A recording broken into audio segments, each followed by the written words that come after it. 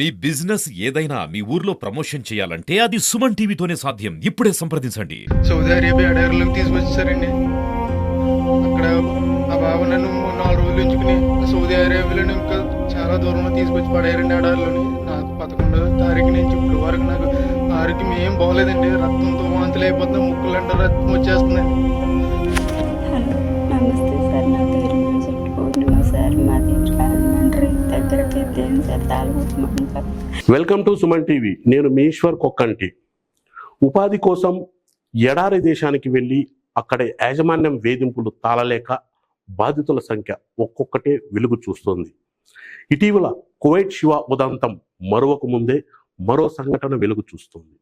అసలు ఇందుకు అక్కడ ఏం జరుగుతుంది అన్న విషయాలను డిబేట్ చేసేందుకు మనతో పాటు రాష్ట్ర వర్కింగ్ జర్నలిస్ట్ యూనియన్ రాష్ట్ర ఉపాధ్యక్షులు వడ్డపల్లి అకులప్ప గారు మనతో ఉన్నారు. ఆయన అడిగి మరిన్ని విషయాలు తెలుసుకుందాం. సార్ నమస్తే. నమస్తే సార్, ఇటీవల మీరు చూసే ఉంటారు, మన మదనపల్లి దగ్గరలో ఉన్న వాయిల్పాల్లో కువైట్ శివ అనే వ్యక్తి నెల రోజుల క్రితం కువైట్కి వెళ్ళారు. అయితే అక్కడ యాజమాన్య వేధింపులు తాళలేక అక్కడి నుంచి ఒక సెల్ఫీ వీడియో తీసి తనను కాపాడాలంటూ బోరున విలిపించారు. మీరు కూడా అది బాగా వైరల్ అయింది, చూశారు. కానీ కేవలం నెల రోజుల్లోనే ఈ పరిస్థితి ఎందుకు వచ్చిందంటారు సార్? గల్ఫ్ దేశాల్లో ఉపాధి కోసం వెళ్ళిన వాళ్ళు అక్కడ బాధపడడం, అక్కడ పరిస్థితులకు ఉండలేకపోవడం అనేది కొన్ని దశాబ్దాలకు ముందు నుంచి దశాబ్ద కాలంగా జరుగుతూనే ఉంది. ఉపాధి కోసం కేవలం ఇక్కడ ఉపాధి అవకాశాలు లేక బ్రతుకు తెరువు కోసం కొంతమంది వెళ్తూ అంటే మనం ఆర్థికంగా ఇంకొంచెం ముందుకు వెళ్ళాలా, డబ్బు సంపాదించాలనేతో కూడా కొంతమంది వెళ్తూ ఉన్నారు. వెళ్ళి అక్కడి పరిస్థితులకి తట్టుకోలేక, వాతావరణ పరిస్థితులకి, అక్కడ ఉన్న సామాజిక పరిస్థితులకి తట్టుకోలేక వెంటనే వచ్చేయాలంటే ఏజెంట్లు, అక్కడ యజమానులు వాళ్ళు ఒప్పుకోకపోయేసరికి వాళ్ళకున్న ఏకైక మార్గం మీడియాను ఆశ్రయించడం. సోషల్ మీడియాలో వాళ్ళ బాధను తెలియజేసుకుంటే మీడియా దృష్టిలో వెళ్ళి ఇక్కడి ప్రభుత్వాల నుంచి, ఇక్కడ బంధువుల నుంచి వాళ్ళకి సహాయ సహకారాలు లభిస్తాయనే ఉద్దేశంతో వాళ్ళు ఆ విధంగా చేస్తారు. సుమన్ టీవీ వీక్షకుల కోసం మరోసారి ఆ వీడియో చూడండి. ఒక చెట్టు లేదు, చేమ లేదు, ఏమీ లేదు.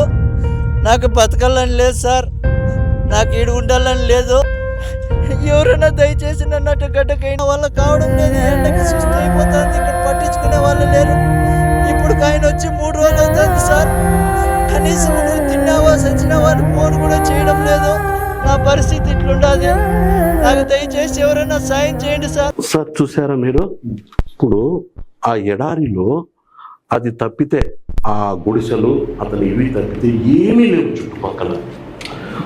ఇప్పుడు అసలు అది ఓపెన్ చేయనుంది అనుకున్నది. అవును, వాళ్ళు అసలు వర్క్ చేయలేకపోవడమా, లేకపోతే అక్కడ పని చేయలేక ఇట్లా పరిస్థితులు వస్తున్నాయా, ఏం జరిగింది? ప్రధానంగా ఇక్కడ మనం ఒకటి గమనించాలి. గల్ఫ్ కంట్రీస్ దాదాపు పూర్తిగా ఎడారి ప్రాంతం. అక్కడ వాతావరణము 50 డిగ్రీలకు మించి ఎండ ఉండడం సర్వసాధారణం. ఇక్కడ 65 డిగ్రీలు కూడా ఉంది. 60 డిగ్రీలు కూడా ఉంటుంది. మనం 35 డిగ్రీలు వస్తేనే ఇక్కడ 35-40 డిగ్రీస్కే మనం చాలా ఏసీలు పెట్టుకుంటాం, ఫ్యాన్లు వేసుకుంటాం, అసలు రోడ్లపైకి జనాలు రారు. అట్లాంటిది 50-55 డిగ్రీస్లో మనం ఇక్కడి నుంచి వెళ్ళిన వాళ్ళు అక్కడ వెళ్ళేసరికి సహజంగానే దాన్ని తట్టుకోలేరు. అక్కడికి పోయినాక మైండ్ సెట్ మారుతుంది. ఈ డబ్బులు ఏమొద్దు, నేను వెంటనే ఇండియాకి వెళ్ళిపోవాలంటే ఏజెంట్ల నుంచి సహకారం ఉండదు. ఏజెంట్లు మళ్ళీ వాళ్ళ గురించి పట్టించుకోవడం లేదు. ఏజెంట్లు అక్కడికి వెళ్ళినాక కూడా వాళ్ళ స్థితిగతులు, వాళ్ళ పరిస్థితులను కనుక ఏజెంట్లు తెలుసుకొని వాళ్ళు కష్టం వస్తే మళ్ళీ వెంటనే వీసా ఇచ్చేయించడము, వాళ్ళకి టికెట్లు బుక్ చేసి వెనక్కి రప్పించడం, అంత బాధ్యతగా ఏజెంట్లు కనుక పట్టించుకుంటే పర్లేదు. ఇప్పుడు ఇతను నెల రోజులకు ముందు వెళ్ళాడు సార్. ఇప్పుడు తాజాగా ఇంకొకతను 10 రోజుల క్రితమే వెళ్ళాడు. అతను వీడియో కూడా చూద్దాం. నా పేరు సరళ వీరేంద్ర కుమార్ అండి. నేను ఒక ఏజెంట్ ఖత్తర్ అని చెప్పి ఖత్తర్ తీసుకొచ్చి అక్కడి నుంచి సౌదీ అరేబియా తీసుకొచ్చేసారండి ఎడారిలోకి. నేను ఈ నెల 10వ తారీఖున వచ్చానండి ఖత్తరు. అక్కడి నుంచి 11వ తారీఖున సాయంకాలం నన్ను సౌదీ అరేబియా ఎడారిలోకి తీసుకొచ్చేసారండి. అక్కడ ఆ బాబు నన్ను 4 రోజులు ఉంచుకుని ఆ సౌదీ అరేబియాలో ఇంకా చాలా దూరంలో తీసుకొచ్చి పడేయారండి ఎడారిలోని. నాకు 11వ తారీఖు నుంచి ఇప్పుడు వరకు నాకు ఆరోగ్యం ఏం బాగోలేదండి. రక్తంతో వాంతులు అయిపోతున్నాయి, ముక్కులంటే రక్తం వచ్చేస్తుందండి. ఇప్పుడు వరకు బాత్రూమ్కి వెళ్ళలేదండి, నేను బాత్రూమ్ రావట్లేదండి. చాలా ఇబ్బందులు ఎదుర్కొన్నానండి. ఎవరైనా పెద్ద మనిషితో నాకు సాయం చేయండి. నన్ను ఈ నరకం నుంచి నన్ను కొంచెం బయటపడండి. ఇది సార్, ఇతను వెళ్ళి 10 రోజులు అయింది. 10 రోజులకే నేను ఇక్కడ ఉండలేనంటూ మరో సెల్ఫీ వీడియో విడుదల చేసి ట్విట్టర్లో పోస్ట్ చేయటం, సోషల్ మీడియాలో పోస్ట్ చేయటం. దీనిపైన కూడా నారా లోకేష్ గారు ఇమ్మీడియట్లీ పోస్ట్ చేసి మిమ్మల్ని త్వరగా తీసుకొస్తామనటం. అసలు ఏం జరుగుతుంది? ఈ అసలు వారం 10 రోజుల్లోనే ఈ పరిస్థితి ఎందుకు వచ్చింది అంటారు సార్? ఇప్పుడు శివ సోషల్ మీడియాలో తన బాధలు చెప్పుకొని శివను ప్రభుత్వం సహాయం చేసి ప్రభుత్వం చొరవతో శివ ఎప్పుడైతే ఇండియాకి వచ్చాడో ఈ విధంగా బాధపడతా ఉండే అక్కడ ఉన్న వాళ్ళకు కొంచెం ఆశలు సిగురించి ఉంటాయి. మేము కూడా మా బాధలు చెప్పుకుంటే వెంటనే ఇండియాకి వెళ్ళొచ్చు అని. దాంతో వెంటనే అక్కడ బాధితులందరూ మాకు ఇబ్బంది పడింది, మాకు అన్యాయం జరిగింది, మేము ఇక్కడ ఉండలేకపోతున్నాం అని చెప్పనేసి వాళ్ళ బాధలు చెప్పుకుంటూ ఉన్నారు. వాళ్ళందరినీ కూడా ప్రభుత్వం ఇక్కడికి రప్పించి వాళ్ళను రక్షించాల్సిన అవసరం అయితే ఉంది. అయితే ఈ 2 ఘటనలలో ప్రభుత్వం త్వరగా స్పందించింది. ఆ విషయంలో మాత్రము అంటే శివ ఘటనలో 2 రోజుల్లో అతను ఇండియాకి రావడం అనేది ఇంతవరకు ఎప్పుడు జరగలేదంట. ప్రభుత్వం స్పీడ్గా స్పందించింది. అతను కూడా వాళ్ళ కుటుంబ సభ్యులు కూడా చాలా ఆనందం వ్యక్తం చేశారు. అదంతా మీడియాలో కూడా వచ్చింది, ఇచ్చేసి. ప్రధానంగా ఈ గల్ఫ్ కంట్రీస్ అంటే Saudi Arabia, Kuwait, Bahrain, Oman, Qatar, ఈ దేశాలు పూర్తిగా ఎడారి ప్రాంతం. పట్టణాల్లో ఉండే వాళ్ళైతే నో ప్రాబ్లం, వాళ్ళు ఏదో కొంచెం ఉంటారు. ఎడారిలో ఒంటెలు, గొర్రెల పెంపకానికైతే ఎవరైతే డ్యూటీలు అప్పచెప్పినారో వాళ్ళందరూ పూర్తిగా ఇబ్బంది పడుతూ ఉంటారు. ఇక్కడ వాళ్ళ నుంచినే సమస్యలు వస్తున్నాయి. పట్టణ ప్రాంతాల్లోకి ఏమి ఇబ్బంది ఏం లేదు, పట్టణ ఎడారిలో ఉన్న వాళ్ళకి ఈ ప్రాబ్లమ్స్ అన్నీ వస్తున్నాయి. పట్టణ ప్రాంతాల్లో అంటే ఇప్పుడు షాపుల్లో పనిచేస్తారు, డ్రైవర్లుగా పనిచేస్తుంటారు. డ్రైవర్లుగా పనిచేస్తూ ఉండే వాళ్ళకు అంటే ఇబ్బంది ఉంటుంది. అంటే అక్కడ ప్రతి 2 వీలర్స్ అనేటివి లేవు ఆ దేశాల్లో. కారు ఉంటుంది. ఇంటి యజమాని ఉద్యోగరీత్యానో వ్యాపార రీత్యానో ఇంట్లో నుంచి వెళ్తానే డ్రైవర్ కంపల్సరీ వాళ్ళ కుటుంబ సభ్యులను కానీ పిల్లలను స్కూల్కి వదలడం కానీ లేదా షాపింగ్ కానీ డ్రైవర్ వెళ్ళి రావడమే. ప్లస్ ఇతరత్ర పనులకు కూడా డ్రైవరు అక్కడ ఉండడం, వాళ్ళు ఇబ్బంది ఉండడం లేదు. షాపింగ్ మాల్స్లోన లేదు ఇతర చిన్న ఆఫీసుల్లోన, దుకాణాల్లోన, పెట్రోల్ బంకుల్లోన పనిచేసే వాళ్ళందరూ కూడా సాయంత్రం అయితే పీజీ హాస్టల్స్ వాళ్ళు తీసుకునే రూములకు వెళ్తారు. వాళ్ళకు నగరాల్లోనే ఉంటారు కాబట్టి దాదాపు ఇక్కడ ఉన్నట్లే అక్కడ ఉండగలుగుతుంది. కాకపోతే సార్ ఇప్పుడు కువైట్ శివ ఉదంతంలో కానీ ఇప్పుడు ఇతను వచ్చి వీరేంద్ర కుమార్ విషయంలో కానీ వీళ్ళు చెప్తున్నది ఏమంటే, మాకు ఏజెంట్ ఒక పని చెప్పాడు కానీ మమ్మల్ని తీసుకెళ్ళి మరో పనికి పెట్టారు. ఈ 2 ఘటనలోనే ఇదే మెయిన్ ప్రధానంగా వస్తుంది. అంటే ఏజెంట్ మమ్మల్ని ఒక పని చెప్పి ఒక పనిలో వేశారు.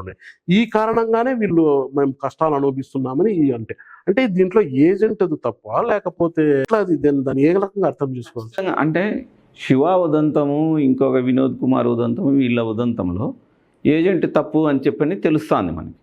సహజంగా ఏజెంట్లు కొన్ని సందర్భాల్లో మనం చూసింటాం. ఏజెంట్లు మోసం చేసి వాళ్ళకు ఒక పని చెప్పని ఒక పని తీసుకెళ్ళడము, వేరే దేశం అని చెప్పని సౌదీ అరేబియాకి అని చెప్పి ఖతారు, ఒమన్ అక్కడ పంపించడం. ఇప్పుడు ఇతను అదే పరిస్థితి, వీరేంద్ర కుమార్ అదే పరిస్థితి.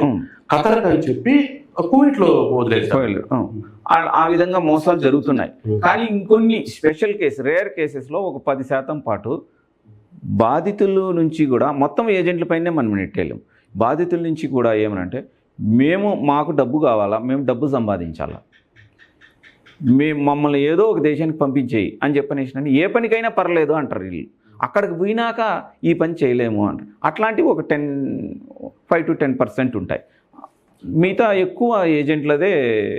ఇప్పుడు మాకు కొన్ని ఫోన్లు వచ్చాయి సార్ అక్కడి నుంచి చాలా మంది, ఏమండి అందరూ కపిల్లు ఒకే రకంగా ఉండరు, మమ్మల్ని చాలా మంది తమ సొంత బిడ్డలుగా చూసుకుంటున్నారు అంటూ కూడా కొంతమంది ఫోన్లు చేస్తున్నారు.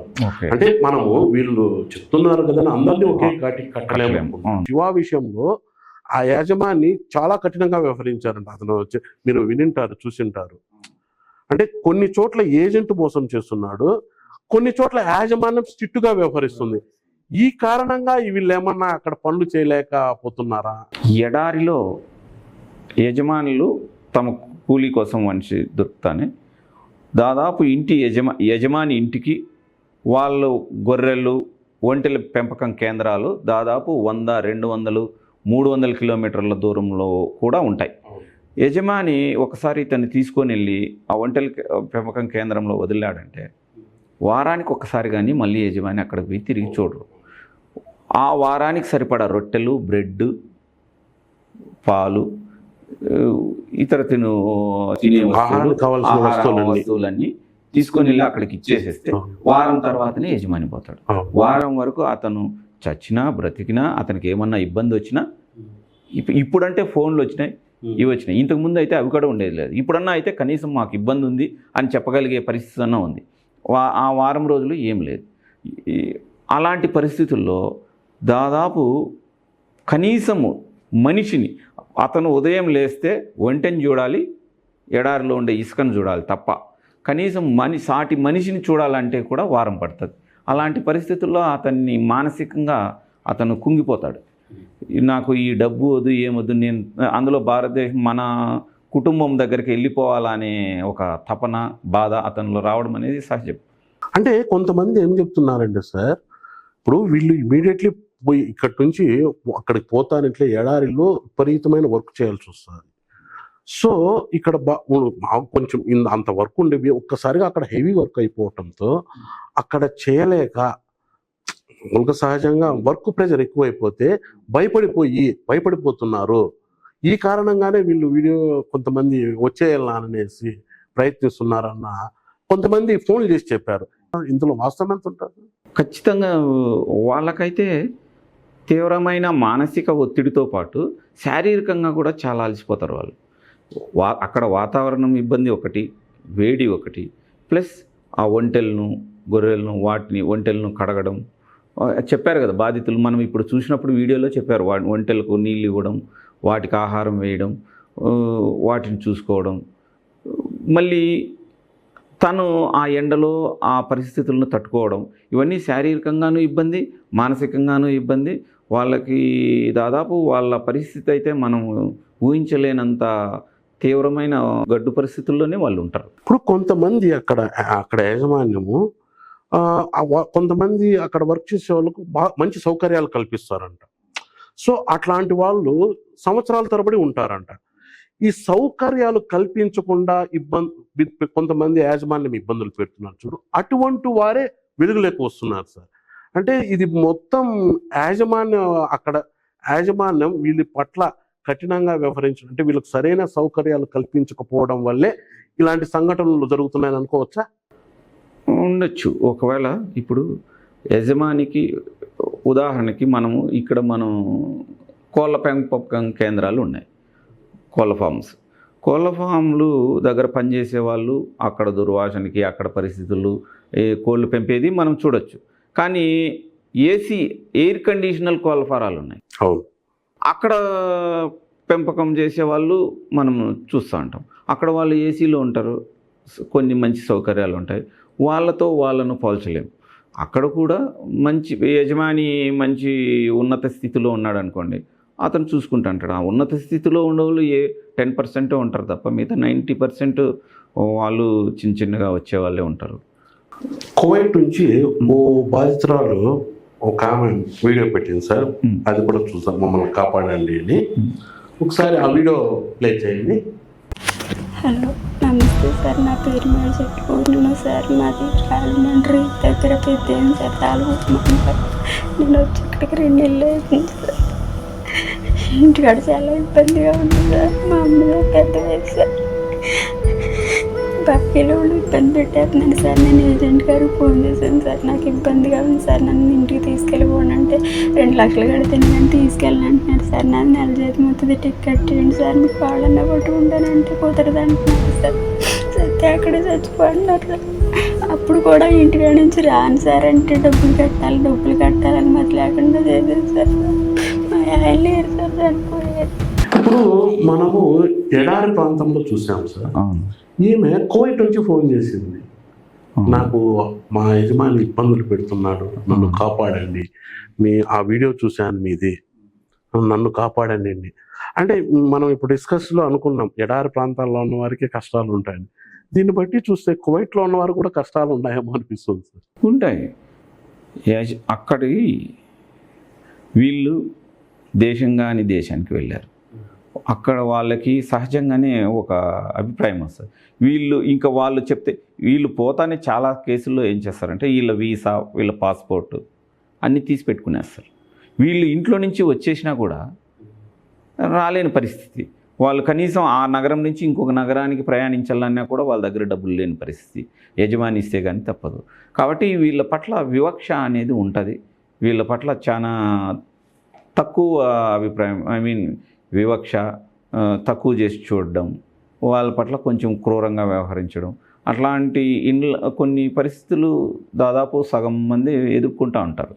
కొంతమంది మనసు చంపుకొని కొద్ది రోజులు పనిచేసి ఇక్కడ వచ్చే డబ్బులతో ఇక్కడ కుటుంబ పరిస్థితుల వల్ల ఇక్కడ కుటుంబాలను ఆర్థికంగా కొంచెం ఆదుకోవచ్చు అని ఓచుకొని ఉంటారు. కొంతమంది వద్దు పరిస్థితులను ఎదిరించి వచ్చేస్తుంటారు. సార్, ఇప్పుడు ప్రధానంగా మన అన్నమయ్య జిల్లాలో నాకు తెలిసి వేల సంఖ్యలో కువైట్కి వెళ్ళారు. మీకు కూడా తెలిసి ఉంటుంది, చాలా మంది ఉపాధి నిమిత్తం వెళ్ళారు. ఒక కువైట్ శివ ఉదంతం తప్పితే మళ్ళీ ఏ రోజు నాకు తెలిసి ఈ ఉదంతాలు వెలుగు చూడలేదు. అంటే ఈ శివ ఉదంతం బయటపడిన దానివల్లే మనం కూడా అసలు అన్నమయ్య జిల్లాలో ఎంతమంది పోతున్నారు ఏమి అన్న ఒకసారి చర్చకు వచ్చింది.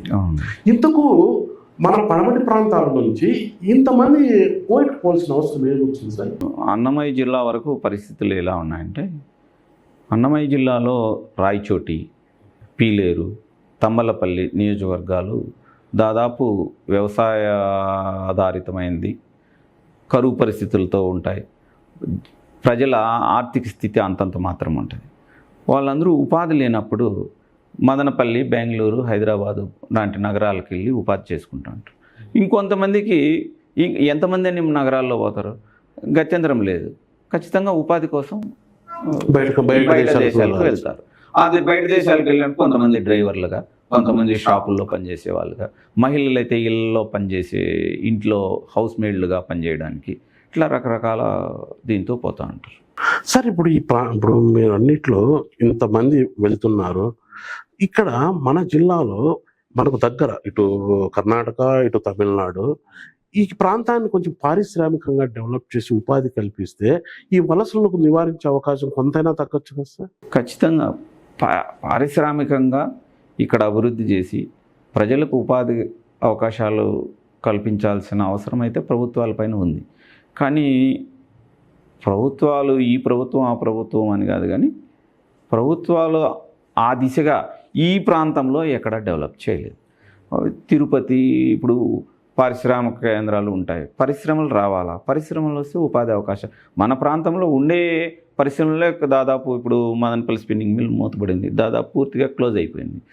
అట్లా పరిశ్రమలే మూతపడుతున్నాయి, పరిశ్రమలన్నీ నిలిచిపోతున్నాయి. ఎందుకంటే ఉపాధి కావాలి. ఎందుకంటే ఇప్పుడు కువైట్ శివ ఉదంతం వచ్చింది, లోకేష్ గారు స్పందించారు.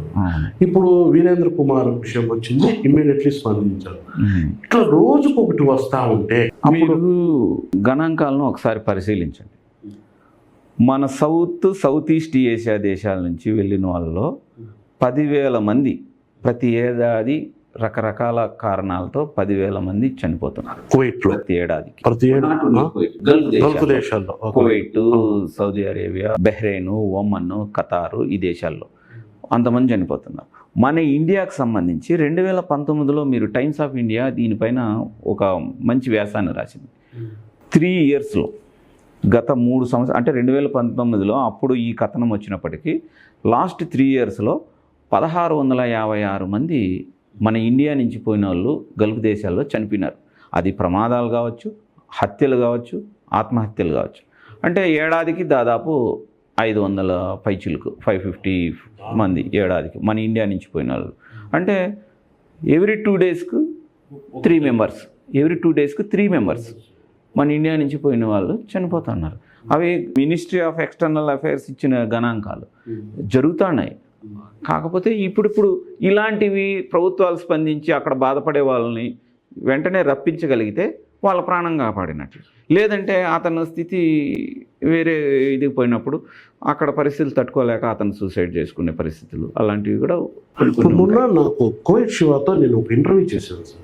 ఆ ఇంటర్వ్యూలో అతను ఏం చెప్పాడంటే, నేను ఎంబసీలో ఉన్నాను, ఎంబసీలో ఉన్నప్పుడు కొన్ని వందల మంది ఇటువంటి వాళ్ళే అవును ఎంబసీ చుట్టూ తిరుగుతున్నారంట. అంటే రకరకాల కారణాలతో. అవును ఇప్పుడు శివ ఉదంతం వెలుగు చూసింది కాబట్టి సరిపోయింది. సరిపోయింది. అవును కానీ వెలుగు చూడని వాళ్ళు కొన్ని వందల మంది ఉన్నారని చెప్పాడు. అవును వీళ్ళందరినీ ఎలా ఇంకా తీసుకురావాలి, ఎట్లా వీళ్ళని, అంటే ఆడ మామూలుగా దీనిపైన ఖచ్చితంగా కేంద్ర ప్రభుత్వం దృష్టి సారించాలి ఖచ్చితంగా. అంటే పోయినంత వరకు ఏజెంట్లు పట్టించుకుంటున్నారు. వన్స్ ఇక్కడ ఫ్లైట్ ఎక్కిచ్చేసినారంటే మళ్ళీ వాళ్ళ గురించి ఏజెంట్లు పట్టించుకోవడం లేదు. అప్పుడు వాళ్ళకు ఆదుకోవాల్సిన అవసరం ఏంటంటే కేవలం వాళ్ళకున్న ఏకైక ఇది కేంద్ర ప్రభుత్వం, అంబసీ వాళ్ళు సహాయం చేస్తే రాగలరు. లేదంటే అక్కడ ఎలాంటి పరిస్థితులు ఉన్నా ఎదుర్కోక తప్పదు. కానీ కొంతమంది వీళ్ళు అంటే వాళ్ళు చెప్పడమే, వాళ్ళు ఏం చెప్తున్నారంటే, ఒకవేళ ఎవరైనా మధ్యలో వెళ్ళాలి అంటే అక్కడ వాళ్ళు కేసులు పెట్టి కూడా ఇబ్బందులు పెడుతున్నారు. ఖచ్చితంగా అవును కపిల్ వాళ్ళు. అవును అలాంటి సంఘటనలు చాలా ఉన్నాయి. అంటే ఇప్పుడు వాళ్ళ ఇంట్లో హౌస్ మేడ్గా, ఫర్ ఎగ్జాంపుల్ ఒక లేడీనో జెంటో వాళ్ళ ఇంట్లో హౌస్ మేడ్గా వెళ్ళి ఉంటుంది. వీళ్ళకు అక్కడ పరిస్థితులు, వాళ్ళ ఇంట్లో పరిస్థితులు, ఒత్తిడి, పని ఒత్తిడి, వాళ్ళ హింసాత్మక చర్యలు ఉంటాయి. ఇవి అన్నీ తట్టుకోలేక మేము వెళ్తాము అని చెప్పనేసి అక్కడి నుంచి తప్పించుకొని వస్తే వాళ్ళు వెంటనే దాన్ని వాళ్ళు అవమానంగా భావించి, ప్లస్ వాళ్ళు అంటే మా మనిషి వెళ్ళిపోయినాడు అని చెప్పని మా ఇంట్లో దొంగతనం చేసి వెళ్ళాడు అని స్థానిక పోలీస్ స్టేషన్లో కంప్లైంట్ పెడతారు. ఇతను ఫ్లైట్ ఎక్కే లోపలనే మళ్ళీ రప్పించుకోగలుగుతారు. వాళ్ళకి ట్రీట్మెంట్ మళ్ళీ వేరే హింస వాళ్ళకు పెరుగుతుంది. చాలా ఇబ్బంది పడే సంఘటనలో చూసాం. ఇప్పుడు ఈ కువైట్ శివ ఉదంతం వెలుగు చూసిన తర్వాత నాకు అక్కడి నుంచి చాలా మెసేజ్లు వచ్చేసాయి. ఒకసారి అవి కూడా వినండి. అక్కడ బాధితులు అవి కొంచెం ఏదోలాగా హెల్ప్ చేయండి సార్. నాకు వెనకాల తిరుగుతానికి కట్ట ఎవరు లేరు సార్. కొంచెం సాయం చేయండి సార్. సమస్య పెద్దది మూలన ఏవండి మీ కాళ్ళు ఎట్టుకుంటానన్నా మీకు ఇది అవుతలేదు. మీ డబ్బు ఇక్కడ ఉంది అంటున్నారు. నా నెల జీతం ఇవ్వాలి, 20వ తారీఖు వస్తే జీతం వస్తుంది. బతిలాడండి అండి సాగుబతుకులో ఉందన్నా మీకు అసలు ఏమీ అనిపించలేదండి. ఇప్పుడు వచ్చింది కదా, దీన్ని బట్టి మనకేమర్థమైంది, ఏజెంట్లు ఒక సంవత్సరానికి 2 ఏళ్లకు 3 ఏళ్లకు సంబంధించి డబ్బు మొత్తం ఏజెంట్లు తీసేసుకుంటున్నారు. అంటే 2 సంవత్సరాలు మీ దగ్గర ఈమె పనిచేస్తుంది, ఇతను పనిచేస్తాడు అని 2 సంవత్సరాల జీతం ఇతను తీసేసుకుంటాడు. అప్పుడు యజమాని 2 నెలలకు 3 నెలలకు వెళ్ళిపోతానంటే నా డబ్బులు నాకు కట్టేసి వెళ్ళు అని సహజంగా అంటాడు కదా. ఇతను ఎక్కడి నుంచి డబ్బులు కట్టాలి? అప్పుడు ఎంబసీ ఏ విధంగా వీళ్ళకు సాయం చేయాలి? ఎంబసీ డబ్బులు కట్టలేదు కదా. ఏజెంట్ మోసం చేశాడు. ఇలాంటి పరిస్థితుల్లో ఫస్ట్ ఏజెంట్ పైన ప్రభుత్వం చర్యలు తీసుకొని ఈ ఏజెంట్ ఎంతమందిని అక్కడికి పంపించాడు, వాళ్ళు ఎక్కడెక్కడ ఉన్నారు, వాళ్ళ దగ్గర ఎంతెంత డబ్బులు తీసుకున్నాడు, ఆ విధంగా ఇతని ఏజెంట్ల పైన తీవ్రమైన కఠినమైన చర్యలు ప్రభుత్వాలు తీసుకోగలిగితే అప్పుడు కొంచెం నివారించగలిగే అవకాశం ఉంటుంది. ఇప్పుడు ముఖ్యంగా మన ఈ జిల్లా నుంచి ఎక్కువ మంది కువైట్ సార్ నిరక్షరాస్యులు ఎక్కువ మంది పోతున్నారు. మీకు కూడా తెలిసి ఉంటుంది, చాలా మంది నిరక్షరాస్యులే పోతున్నారు. ఎందుకు సార్? ఇప్పుడు ఇక్కడ నిరక్షరాస్యులు అంటే వ్యవసాయం చేయాలి, లేదంటే కూలి పనులకు వెళ్ళాలి. కానీ అక్కడ అందమైన ప్రపంచాన్ని వీళ్ళు ఏజెంట్లు చూపిస్తారు. సాధారణంగా ఇక్కడికి నిరక్షరాస్యులతో పాటు ఎలక్ట్రీషియన్స్, కొంతమంది తక్కువ శాతం 1 or 2% ఇంజనీర్లు వెళ్తూ ఉంటారు, బ్యూటీషియన్స్ వెళ్తూ ఉంటారు, హోటల్స్లో పనిచేసే క్యాటర్స్ వీళ్ళు వెళ్తూ ఉంటారు, కుక్స్ వెళ్తూ ఉంటారు, రకరకాల పనుల పైన కార్పెంటర్స్ వెళ్తూ ఉంటారు. అన్ని పనులు ఇక్కడ మనకు ఈ సొసైటీలో ఏ పనులు ఉన్నాయో అన్ని పనులకు సంబంధించిన వాళ్ళు వెళ్తూ ఉంటారు. కాకపోతే నిరక్షరాస్యులు ఇప్పుడు ఇళ్లలో పనిచేయడానికి, షాపుల్లో పనిచేయడానికి, పెట్రోల్ పంపుల్లో పెట్రోల్ పట్టడానికి, ఒంటెలు మేపడానికి, గొర్రెలు మేపడానికి చదువుకున్న వాళ్ళు కూడా ఎంచుకునేది నిరక్షరాస్యులనే ఎంచుకుంటారు, తక్కువ డబ్బులకు వస్తారు అని చెప్పని. కాబట్టి ఏజెంట్ల ద్వారా నిరక్షరాస్యులు ఎక్కువ అక్కడికి పోతూ ఉంటారు. ఇప్పుడు అక్కడికి వెళ్ళే వాళ్ళకి జీతాల విషయంలో కూడా తీవ్రమైన అన్యాయం జరుగుతుంది సార్. ఎందుకంటే ఇక్కడ ఏజెంటు లక్షల్లో ఆశ చూపిస్తాడు. కానీ వాస్తవంగా అక్కడికి పోతే వాళ్ళకి ఏజెంట్ చెప్పే దాంట్లో సగం కూడా రావటం లేదు. ఇవి ఒక్కొక్కటి బయటపడుతున్నాయి, వెలుగు చూస్తున్నాయి. దీన్ని ఏ రకంగా చూడాలంటారు? ఇలాంటి సంఘటనలు అంటే అండి మామూలుగా ఎటు జరుగుతా అంటే ఇప్పుడు ఒక అతను ఆల్రెడీ ఇప్పుడు ఖతర్, ఓమన్, ఏదో సౌదీలోనో కువైట్లోనో ఎక్కడో ఆల్రెడీ ఒక అతను ఒక షాప్లో పనిచేస్తూ ఉంటాడు. ఆ యజమాని ద్వారా అతన్ని చెప్తాడు, మీ దేశం నుంచినో మీ ఊరు నుంచినో మీ స్టేట్ నుంచి ఇంకా ఎవరన్నా ఉంటే చూడు, మనకి ఇంకా 2 కావాలని. అతను చెప్పకపోయినా అక్కడ ఇంకా 2 వర్కర్స్ అవసరం ఉంటే అతను తన పంపించిన ఏజెంట్కి చెప్తాడు, ఇంకా ఇక్కడ 2 అవసరం ఉంది అని చెప్పి. అదంతా ఇప్పుడు ఆ మధ్యలో వచ్చే జీతం అక్కడ అతను ఒకవేళ 50,000 ఇస్తా అన్నాడు అంటే ఆ పని మాట్లాడించిన అతనికి కొంచెం పోవాలి, ఏజెంట్కి కొంచెం పోవాలి, అప్పుడు తనకు వచ్చేది తగ్గిపోతుంది. ఏజెంట్ల ద్వారా ప్లస్ అక్కడ వచ్చిన మధ్యవర్తుల ద్వారా వీళ్ళకు వాళ్ళ చర్యల వల్ల వీళ్ళకి ఇచ్చే డబ్బుల్లో కోత పడుతుంది.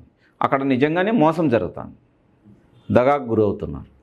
ఇప్పుడు నాకు వీటిలోనే నాకు కొన్ని వీడియోలు వచ్చాయి సార్, మహిళలు ఒక 2 వీడియోలు మీరు కూడా చూశారు.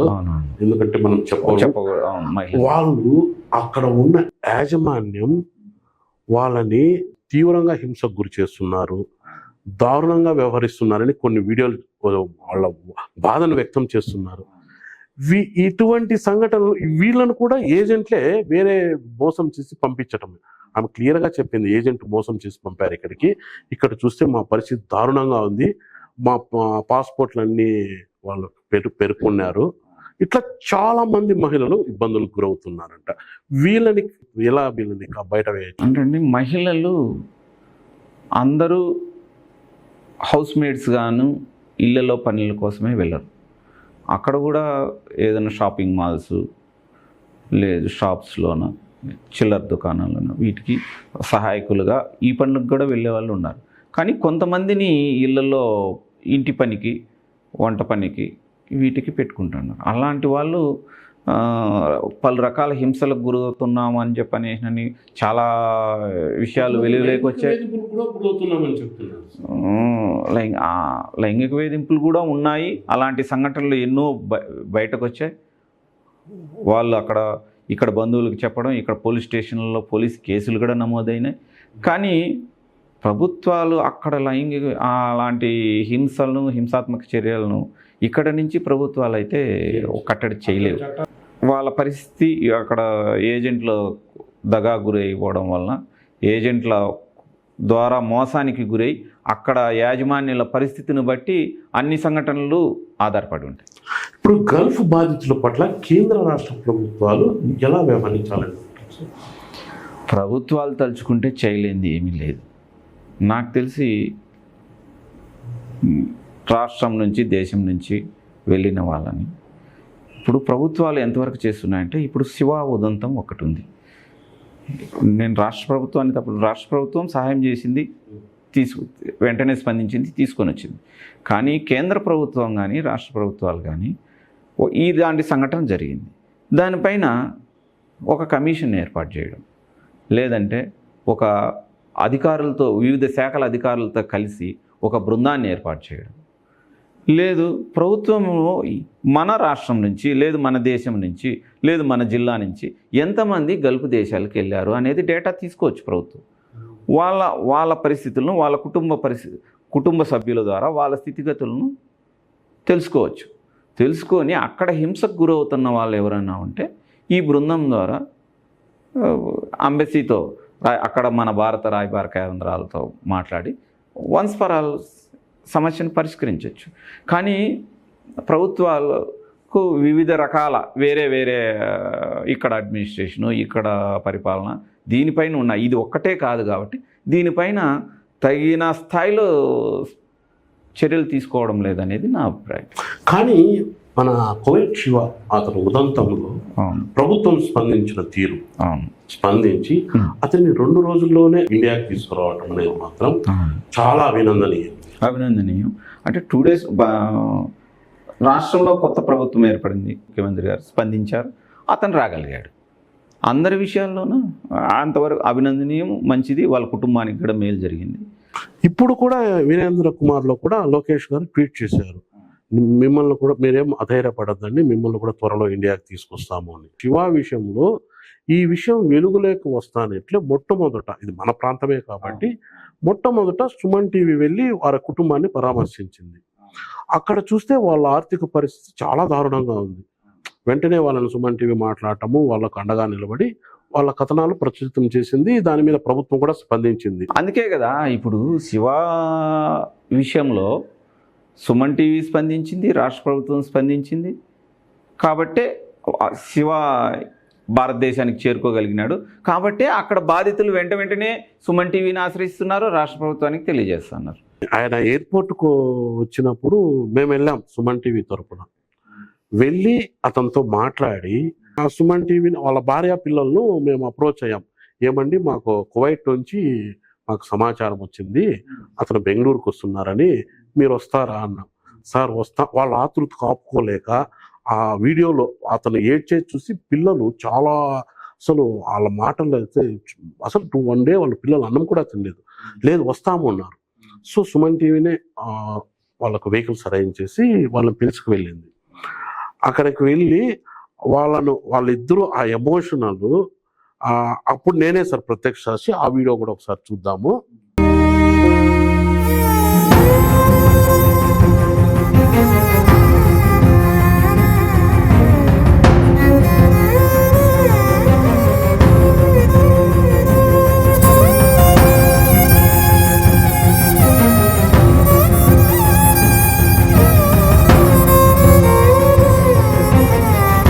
ఈ దృశ్యాన్ని కువైట్ గల్ఫ్ దేశాల్లో ఉండే వాళ్ళందరికీ చూపిస్తే వాళ్ళందరిలో ఒక రకమైన మార్పు వస్తుందని నా అభిప్రాయం.